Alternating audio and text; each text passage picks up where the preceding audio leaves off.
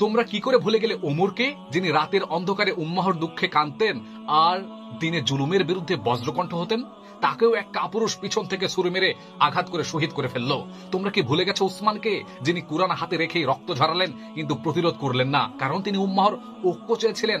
তোমরা কি ভুলে গেছো আলীকে, যিনি জ্ঞান ও সাহসের আলো হয়ে জ্বলতেন কিন্তু ফিতনার আগুনে তিনিও একদিন শহীদ হলেন?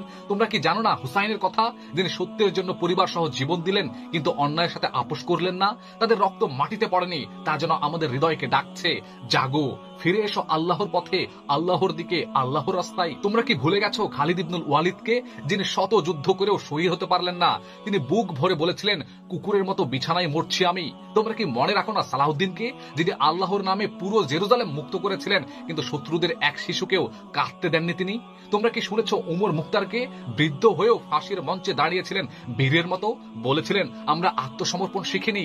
তোমরা কি জানো না তারিক ইবনে জিয়াদের কথা, যিনি সৈন্যদের জাহাজ পুড়িয়ে দিয়ে বলেছিলেন এখন বিজয় না হয় মৃত্যু? তোমরা কি শুনেছো আইয়ুবে আনসারীর কথা, বৃদ্ধ বয়সে কাবা হাতে তরবারি ধরে তিনি বলেছিলেন যেখানে নবী চেয়েছেন সেখানে আমি মরতে চাই? তোমরা কি দেখো না আজকের প্যালেস্টাইনের কথা, এক শিশু হাতে পাথর নিয়ে ট্যাঙ্কের সামনে দাঁড়িয়ে বলল আমার রক্তে কুদস হয়তো মুক্ত হবে? তাহলে এত সমৃদ্ধ, এত সুন্দর, এত সুস্থ ইতিহাস থাকতেও আমরা কেন পরাজিত হব? তোমরা কি ভুলে গেছো মোহাম্মদ বিন কাসিমকে, যে কিশোর বয়সেই তলোয়ার হাতে সিন্ধ জয়ের জন্য এসেছিলেন আর বলেছিলেন আমি এসেছি ইসলাম পৌঁছাতে, শাসন করতে নয়? তোমরা কি শুনেছো ইমাম আহমদের কথা, যিনি জালিম খলিফার সামনে চাবুক খেয়েও সত্য বলা কখনো ছাড়েননি? তার পুরো পিঠ রক্তে ভিজে গিয়েছিল কিন্তু মুখে ছিল আল্লাহু আকবার। তোমরা কি জানো না ইবনে তাইমিয়ার কথা, যে কারাগারে থেকেও জ্ঞান বিতরণ করেছেন, বলেছিল আমার জান্নাত আমার বুকের ভেতরে রয়েছে? তোমরা কি ভুলে গেছো সুলতান আব্দুল হামিদকে, যে একা দাঁড়িয়েছিল ইউরোপের চাপে, ইউরোপের বিরুদ্ধে বলেছিল আমি কুদস বেচে দিতে পারি না, তা আমার রক্তের অংশ?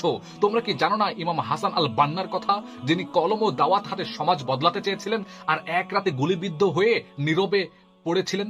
তোমরা কি শুনেছো সৈয়দ কুতুবের ফাঁসির মঞ্চের কথা, চোখ বাঁধতে চেয়েছিল তার, তিনি বলেছিলেন যে মরতে ভয় পায় না, তার চোখ কখনো ঢাকে না?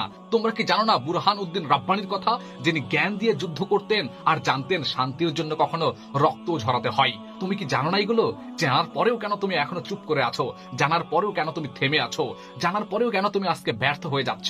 তোমরা কি করে ভুলে গেছো সাইফুদ্দিন কুতুজকে, যিনি মঙ্গল তাণ্ডবের মুখে দাঁড়িয়ে বলেছিলেন আজ আমি মাথা নত করব না, হয় মরবো না হলে ইসলাম বাঁচবে?